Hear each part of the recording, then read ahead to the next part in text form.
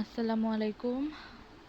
আজকে আমরা প্রোটিনের লাস্ট পার্টটুকু, এরপরে এনজাইম চ্যাপ্টারটা পড়ব। এসেনশিয়াল বা অত্যাবশ্যকীয় অ্যামিনো অ্যাসিড কি? What are essential amino acid? এটা যদিও এক্সামে আসেনি, তবুও পড়ে রাখা ভালো। যেসব অ্যামিনো অ্যাসিড আমাদের দেহ প্রাকৃতিকভাবে সংশ্লেষণ বা তৈরি করতে পারে না, কিন্তু শরীরের স্বাভাবিক বৃদ্ধি ও বেঁচে থাকার জন্য অত্যন্ত প্রয়োজন, এবং অবশ্যই খাবারের মাধ্যমে বাইরে থেকে গ্রহণ করতে হয়, তাকে অত্যাবশ্যকীয় অ্যামিনো অ্যাসিড বলে। 10টি অত্যাবশ্যকীয় অ্যামিনো অ্যাসিডের নাম: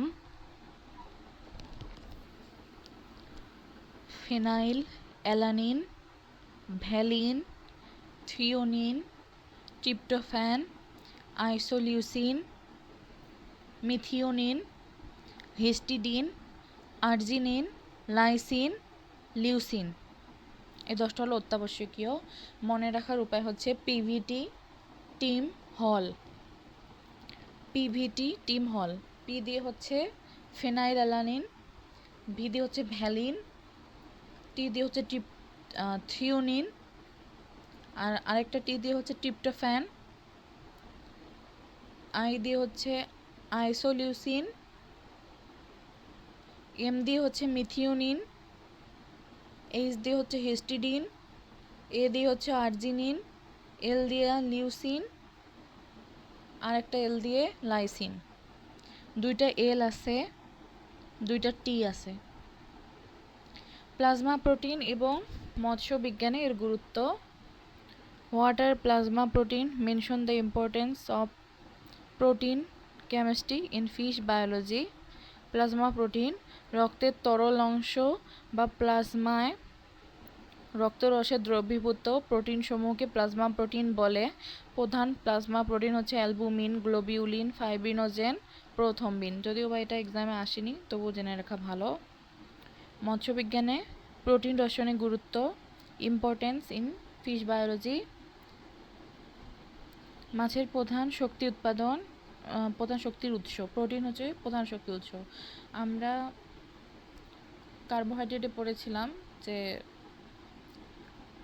কার্বোহাইড্রেট, মাছের ফর্মুলেটেড ফিডের মধ্যে যদি কার্বোহাইড্রেট দেওয়া হয় তাহলে হচ্ছে প্রোটিনটাকে সে তার দেহের গঠন, বৃদ্ধি, প্রজনন এসব কাজে ব্যবহার করতে পারবে। শক্তি উৎপাদনের জন্য ব্যবহার করার প্রয়োজন পড়বে না, প্রোটিনটা হচ্ছে রেখে দিতে পারবে। তো সেই প্রোটিনই হচ্ছে মাছের প্রধান শক্তির উৎস। স্তন্যপায়ী প্রাণীরা শক্তির জন্য শর্করার উপর নির্ভর করলেও মাছ প্রধানত শক্তির জন্য প্রোটিন বিপাকের উপর নির্ভর করে। এই কারণে হচ্ছে প্রোটিনের বিপাক বা প্রোটিন মেটাবলিজম খুব গুরুত্বপূর্ণ ফিশারিজের স্টুডেন্টদের জন্য। মাছের খাবারে প্রায় 35 থেকে 45% প্রোটিন থাকতে হয়। সামুদ্রিক প্রোটিনের শ্রেষ্ঠত্ব, সি ফুড কোয়ালিটি। সামুদ্রিক মাছের মাংসে প্রচুর পরিমাণে লাইসিন আর মিথিওনিন থাকে, যেটা অত্যাবশ্যকীয় অ্যামিনো অ্যাসিড, যা মানুষের হৃদযন্ত্রের জন্য উপকারী। প্রোটিন কেমিস্ট্রি জানা থাকলে মাছের পচন রোধ ও গুণগত মান নিয়ন্ত্রণ করা যায়।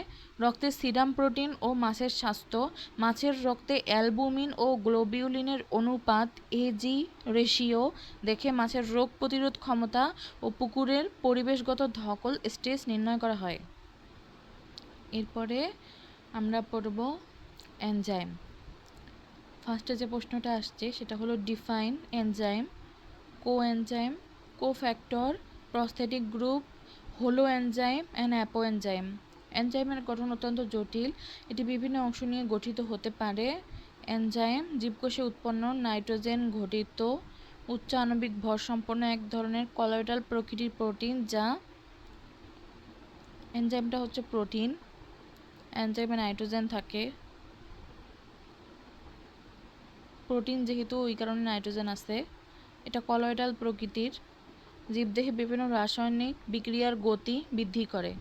রাসায়নিক বিক্রিয়ার গতিটা সে বৃদ্ধি করে, অনুঘটক হিসেবে কাজ করে। বিভিন্ন রাসায়নিক বিক্রিয়াকে হচ্ছে বৃদ্ধি করে, ত্বরান্বিত করে, ওর প্রভাবে শুরু হয়, কিন্তু বিক্রিয়া শেষে নিজে অপরিবর্তিত থাকে। অ্যাপো এনজাইম কোনো জটিল বা সংযুক্ত এনজাইমে শুধুমাত্র প্রোটিন অংশকে অ্যাপোএনজাইম বলে, এটি সাধারণত নিষ্ক্রিয় থাকে। কোফ্যাক্টর এনজাইমের প্রোটিন অংশের অ্যাপোএনজাইম কার্যকারিতা সক্রিয় করার জন্য তার সাথে যুক্ত অপ্রোটিন নন প্রোটিন রাসায়নিক অংশকে কোফ্যাক্টর বলে। এনজাইমের প্রোটিন অংশের বা অ্যাপোএনজাইমের কার্যকারিতা সক্রিয় করার জন্য তার সাথে যুক্ত অপ্রোটিন নন প্রোটিন রাসায়নিক অংশকে কোফ্যাক্টর বলে। এটি ধাতব আয়ন Mg2+, জিঙ্ক 2+ বা জটিল জৈব অণু হতে পারে। কোএনজাইম যখন কোনো কোফ্যাক্টর এর আগেরটা ছিল কোফ্যাক্টর, যখন কোনো কোফ্যাক্টর একটি জৈব অণু অর্গ্যানিক মলিকিউল হয়, ধাতব আয়ন জটিল জৈব যৌগ হতে পারে, দুইটাই হতে পারে কোফ্যাক্টর। তো কোফ্যাক্টরটা যদি অর্গ্যানিক মলিকিউল হয়, অ্যাপোএনজাইমের সাথে যদি ঢিলাঢালাভাবে বা সাময়িকভাবে যুক্ত থাকে তখন তাকে কোএনজাইম বলে। যেমন NAD+, FAD, কোএনজাইম A এগুলো সাধারণত ভিটামিন থেকে তৈরি হয়। প্রস্থেটিক গ্রুপ যখন কোনো অপ্রোটিন অংশ কোফ্যাক্টর অ্যাপোএনজাইমের সাথে অত্যন্ত দৃঢ়ভাবে বা স্থায়ীভাবে সমযোজী বন্ধনে যুক্ত থাকে তাকে প্রস্থেটিক গ্রুপ বলে। হিমোগ্লোবিন বা সাইটোক্রোমের হিম অংশ হলো এনজাইম সম্পূর্ণ কার্যকরী ও সক্রিয় এনজাইম কমপ্লেক্সকে হলো এনজাইম বলে। হলো এনজাইম অ্যাপোএনজাইম প্রোটিন পার্ট আর কোফ্যাক্টর অথবা কোএনজাইম এটা হচ্ছে নন প্রোটিন পার্ট। এনজাইমের আন্তর্জাতিক শ্রেণীবিন্যাস IUPAC classification international union of biochemistry and molecular biology এর নিয়ম অনুসারে এনজাইম যে ধরনের বিক্রিয়া পরিচালনা করে তার উপর ভিত্তি করে 6টি শ্রেণীতে ভাগ করা হয়। মনে রাখার উপায় হচ্ছে ওথলিল OTHLIL, ও দিয়ে হচ্ছে অক্সিডো রেডাক্টেজ। এই এনজাইমগুলো জারণ বিজারণ অক্সিডেশন রিডাকশন বিক্রিয়া সম্পন্ন করে। এতে হাইড্রোজেন বা ইলেকট্রন এক অণু থেকে অন্য অণুতে স্থানান্তরিত হয়। Lactase dehydrogenase alcohol dehydrogenase transferase এটি একটি অণু থেকে কোনো নির্দিষ্ট কার্যকরী মূলক যেমন মিথাইল ফসফেট বা অ্যামিনো গ্রুপ অন্য অণুতে স্থানান্তরিত করে। উদাহরণ হচ্ছে হেক্সোকাইনেজ ফসফেট গ্রুপ স্থানান্তর করে। ট্রান্সঅ্যামিনেজ আছে। হাইড্রোলেজ এরা পানির অণু H2O যোগ করার মাধ্যমে কোনো বিক্রিয়ার রাসায়নিক বন্ধন ভেঙে ফেলে আদ্র বিশ্লেষণ বা হাইড্রোলাইসিস করে। পেপসিন অ্যামাইলেজ লাইপেজ ট্রান্সফার করে ফসফেট গ্রুপকে। ট্রান্সফারের মধ্যে হেক্সোকাইনেজ যেটা সেটা ফসফেট গ্রুপ স্থানান্তর করে। ট্রান্সঅ্যামিনেজ অ্যামাইনো মূলককে হচ্ছে স্থানান্তরিত করে। হাইড্রোলাইসের কাজ আছে। তারপর হচ্ছে লায়াস কি করে, এরা পানির উপস্থিতি ছাড়াই যৌগের সমযোজী বন্ধন ভেঙে ডাবল বন্ড তৈরি বা অন্য কোনো মূলক অপসারণ করে। ফিউমারেজ অ্যালডোলেজ আইসোমারেজ এরা একটি যৌগকে তার এক আইসোমার থেকে অন্য আইসোমারে রূপান্তর করে পরমাণুর অভ্যন্তরীণ পুনর্বিন্যাস ঘটায়। ফসফোগ্লুকো আইসোমারেজ গ্লুকোজ 6 ফসফেটকে ফ্রুক্টোজ 6 ফসফেটে রূপান্তর করে। আইসোমারেজ গ্লুকোজ 6 ফসফেট এটাকে ফ্রুক্টোজ 6 ফসফেটে রূপান্তর করে আইসোমারেজ।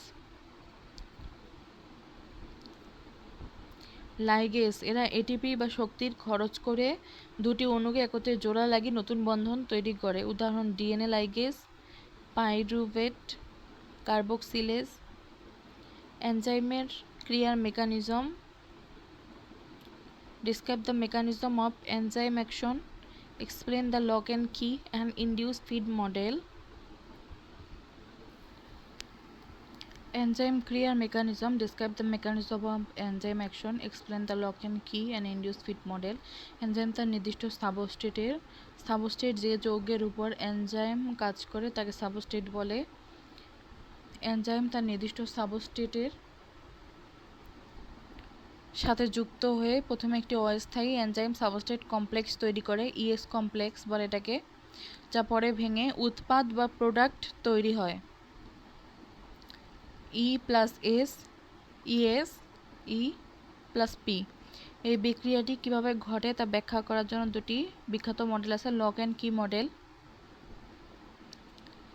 এমিল ফিশার এই মডেলটা দিয়েছিল। এই মডেল অনুযায়ী এনজাইমের একটি নির্দিষ্ট ত্রিমাত্রিক আকৃতির সক্রিয় স্থান বা অ্যাক্টিভ সাইট থাকে, যা সম্পূর্ণ অনমনীয় বা শক্ত, রিজিড।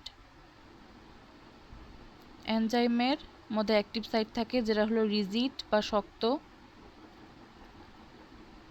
একটি নির্দিষ্ট তালা, লক, শুধুমাত্র একটি নির্দিষ্ট চাবি কি দিয়ে খোলা যায়, ঠিক তেমনি একটি নির্দিষ্ট এনজাইমের অ্যাক্টিভ সাইটে কেবল নিখুঁত আকৃতির সাবস্ট্রেটই এসে খাপ খেতে পারে। যেমন একটা নির্দিষ্ট তালাকে একটা নির্দিষ্ট চাবি দিয়ে খোলা যায়, ঠিক তেমনভাবে নির্দিষ্ট এনজাইমের অ্যাক্টিভ সাইটে একটা ওই নির্দিষ্ট আকৃতির বা নিখুঁত আকৃতির সাবস্ট্রেট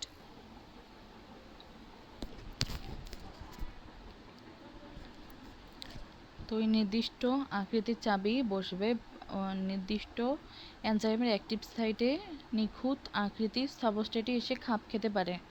ইনডিউস ফিড মডেল, কোশল্যান্ড এই মডেলটা দিচ্ছে। এই মডেলটি আধুনিক এবং অধিক গ্রহণযোগ্য। এইটি অনুযায়ী এনজাইমের অ্যাক্টিভ সাইটটি একদম শক্ত বা অনমনীয় নয়, বরং নমনীয়, ফ্লেক্সিবল। এর আগে আমরা পড়ছি রিজিড, এটা রিজিড না, এটা নন রিজিড, বরং ফ্লেক্সিবল। সাবস্ট্রেটটি যখন এনজাইমের অ্যাক্টিভ সাইটের কাছাকাছি আসে, তখন সাবস্ট্রেটের প্রভাবে এনজাইমের গঠনে কিছুটা পরিবর্তন আসে। সাবস্ট্রেটটা যখন এনজাইমের কাছাকাছি আসে, তখন সাবস্ট্রেটের প্রভাবে এনজাইমের অ্যাক্টিভ সাইটে কিছু পরিবর্তন ঘটে বা এনজাইমের গঠনে কিছুটা পরিবর্তন ঘটে, ইনডিউস হয়, যাতে সাবস্ট্রেটটি সুন্দরভাবে আটকে যেতে পারে। যেমন হাতে গ্লাভস পরলে গ্লাভসটি হাতের আকৃতি ধারণ করে। হাতকে অনেক সময় দেখা যায় যে স্কিন টাইপ, যদি আমরা হ্যান্ড গ্লাভস পরি তো আমাদের স্কিনের সাথে লেগে যায়, কিন্তু যখন আবার খোলা হয় তখন দেখা যায় যে ওটা একটা অন্যরকম আকৃতি ধারণ করে, রাইট? এটা অনেকটা ওইরকম। Michaelis maintain equation, write down the Michaelis Menten equation of and define in its term, discuss the significance of Km and VMS. Enzyme গতিবিদ্যা বা কাইনেটিক্স ব্যাখ্যার জন্য মাইকেলিস মেনটেন সমীকরণ দিছে। সমীকরণটা হচ্ছে V0 equal to V max S সাবস্ট্রেটের ঘনত্ব এখানে দিতে হবে। ভি ম্যাক্স হচ্ছে গতি, আর ডিভাইডেড বাই কেএম বুঝছো, প্লাস সাবস্ট্রেটের ঘনত্ব। ভি ইনিশিয়াল মানে হচ্ছে প্রাথমিক বিক্রিয়ার গতিবেগ, ইনিশিয়াল ভেলোসিটি। ভি ম্যাক্স হচ্ছে সর্বোচ্চ বিক্রিয়ার গতিবেগ, ম্যাক্সিমাম ভেলোসিটি। যখন সব এনজাইম সাবস্ট্রেট দ্বারা স্যাচুরেটেড বা পূর্ণ থাকে, এনজাইমগুলা আমরা এখানে কি পড়ছি দেখো,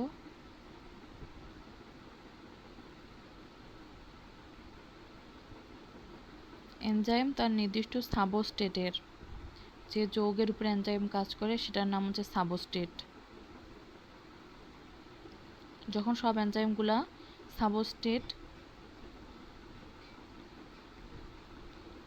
সাবস্ট্রেটের সাথে যখন যুক্ত হয়ে যায়, সাবস্ট্রেটের উপর এনজাইম কাজ করবে, রাইট? তো এখানে কি হলো, যখন সব এনজাইম সাবস্ট্রেট দ্বারা স্যাচুরেটেড বা পূর্ণ থাকে, সেই টাইমে সর্বোচ্চ বিক্রিয়ার গতিবেগ বা ম্যাক্সিমাম ভেলোসিটি থাকে। এস হচ্ছে সাবস্ট্রেটের ঘনমাত্রা, সাবস্ট্রেট কনসেন্ট্রেশন। কে এম হচ্ছে মাইকেলিস ধ্রুবক। কে এম ও ভি এম এক্স এর তাৎপর্য, কে এম এর সংজ্ঞা সর্বোচ্চ বেগের অর্ধেক, ভি ম্যাক্স ডিভাইডেড বাই 2। উপরে ভিম্যাক্স, তাহলে নিচে কি লিখতে হবে? Vmax divided by 2।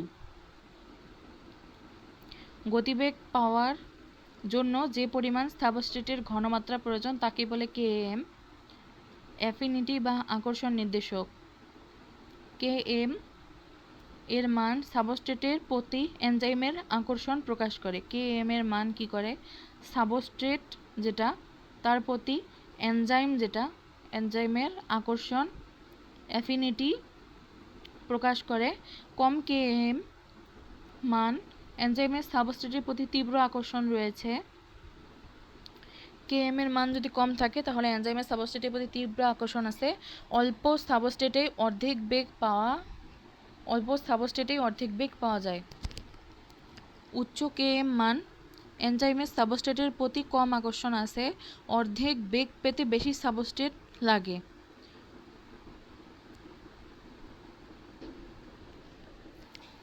উচ্চ কেএম মান এনজাইমের সাবস্ট্রেটের প্রতি কম আকর্ষণ রয়েছে। অর্ধেক বেগ পেতে অনেক বেশি সাবস্ট্রেট লাগে। ভিম্যাক্সের তাৎপর্য এটি নির্দেশ করে এনজাইমটি কত দ্রুত সাবস্ট্রেটকে প্রোডাক্টে রূপান্তর করে। উপরে যেটা ভিম্যাক্স থাকে এটা নির্দেশ করে এনজাইমটা কত দ্রুত সাবস্ট্রেটকে প্রোডাক্টে রূপান্তর করতে পারে যখন এনজাইমের সব অ্যাক্টিভ সাইট ব্যস্ত থাকে।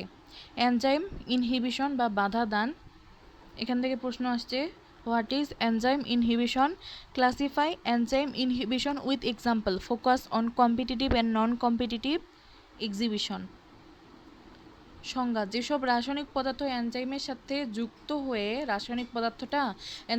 যুক্ত হয়ে এর কার্যকারিতা বা বিক্রিয়ার গতি কমিয়ে দেয় বা সম্পূর্ণ বন্ধ করে দেয় তাদের ইনহিবিটর বলে। এই প্রক্রিয়াকে এনজাইম ইনহিবিশন বলে। যেসব রাসায়নিক পদার্থ এনজাইমের সাথে যুক্ত হয়ে এর কার্যকারিতা বা বিক্রিয়ার গতি কমিয়ে দেয় বা বন্ধ করে দেয়। প্রতিযোগিতামূলক ইনহিবিশন, কম্পিটিটিভ ইনহিবিশন। মেকানিজম: ইনহিবিটরের গঠন হুবহু আসল সাবস্ট্রেটের মতো হয়।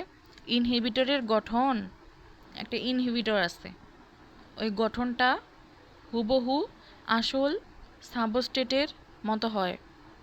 ফলে ইনহিবিটরটি সরাসরি এনজাইমের অ্যাক্টিভ সাইটে বসার জন্য সাবস্ট্রেটের সাথে প্রতিযোগিতা করে। তো এই ইনহিবিটরটার গঠন যেহেতু আসল সাবস্ট্রেটের মতো হয়, ফলে ইনহিবিটরটা সরাসরি এনজাইমের অ্যাক্টিভ সাইটে বসার জন্য সাবস্ট্রেটের সাথে প্রতিযোগিতা করে। ফলাফল: সাবস্ট্রেটের ঘনমাত্রা অনেক বাড়িয়ে দিলে এর বাধা দূর করা যায়। সাবস্ট্রেটের ঘনমাত্রা যদি এর যে ঘনমাত্রা ওটা যদি বাড়ায় দেওয়া যায় তাহলে এই বাধা অনেক দূর করা যায়। তাই এই ক্ষেত্রে কেএম বেড়ে যায়। কেএম যদি বেড়ে যায় আর ভিম্যাক্স হচ্ছে অপরিবর্তিত থাকে, কেএম বেড়ে গেলে কি হয়? এনজাইমের সাবস্ট্রেটের প্রতি কম আকর্ষণ রয়েছে। অর্ধেক বেগ পেতে বেশি সাবস্ট্রেট লাগে।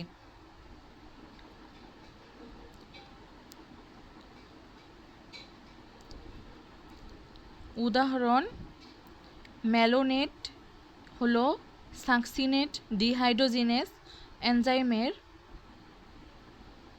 কম্পিটিটিভ ইনহিবিটর কারণ এর গঠন আসল সাবস্ট্রেট সাকসিনেট এর মতো।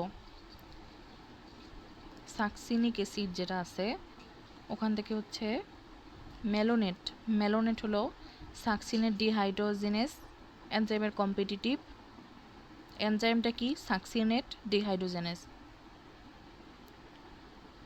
ম্যালোনেট আর সাকসিনেট বা সাকসিনিক অ্যাসিড কম্পিটিশন করবে সাকসিনেট ডিহাইড্রোজেনেসে বসার জন্য।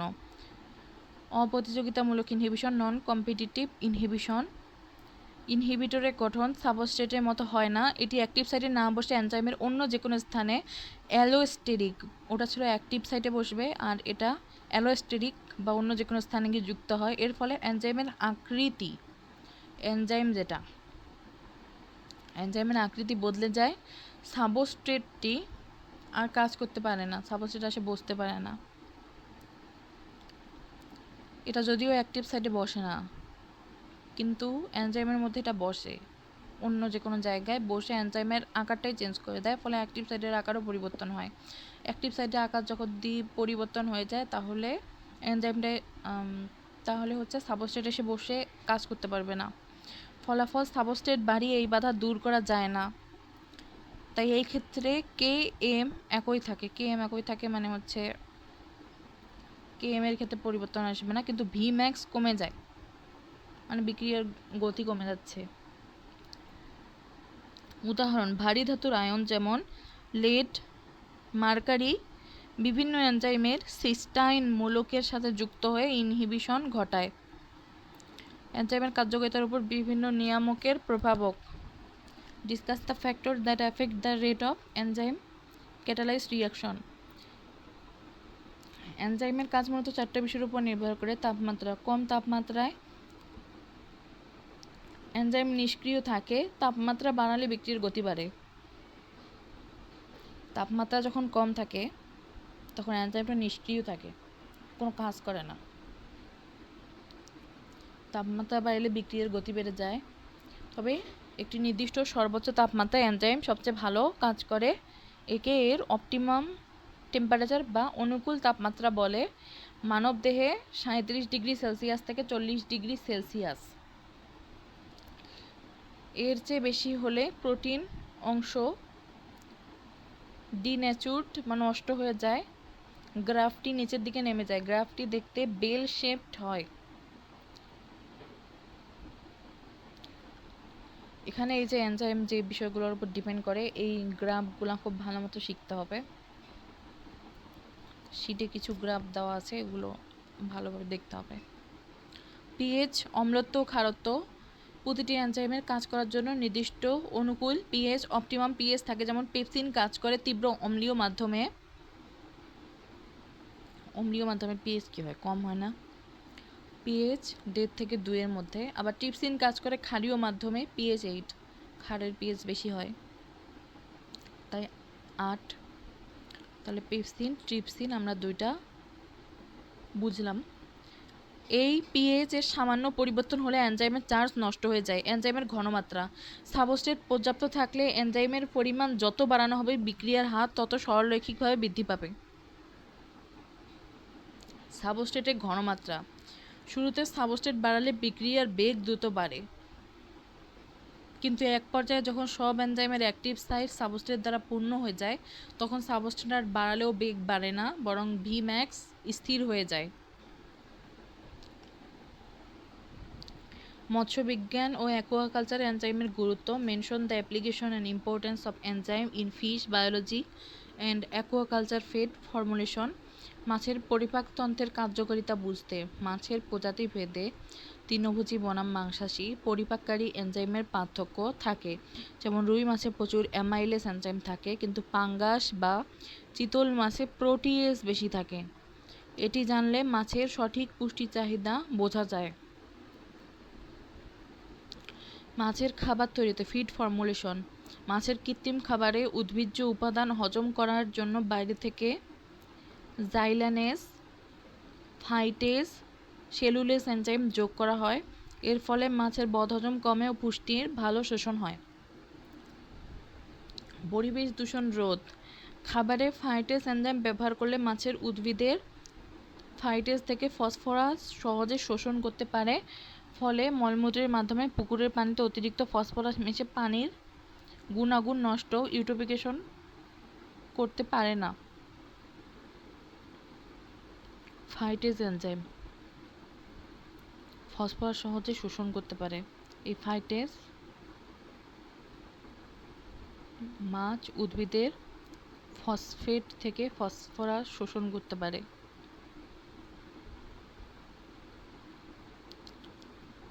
মাছের তাজাভাব পরীক্ষা। মাছ মারা যাওয়ার পর তার পেশিতে থাকা এনজাইমগুলো অটোলাইটিক এনজাইম নিজেদের মাংস নিজেরা গলাতে শুরু করে। এই এনজাইমের গতি প্রকৃতি বিশ্লেষণ করে মাটির গুণগত মান ও পচনের মাত্রা নির্ধারণ করা হয়। তো এই ছিল আজকের চ্যাপ্টারে। ধন্যবাদ এতক্ষণ সাথে থাকার জন্য। আসসালামু আলাইকুম।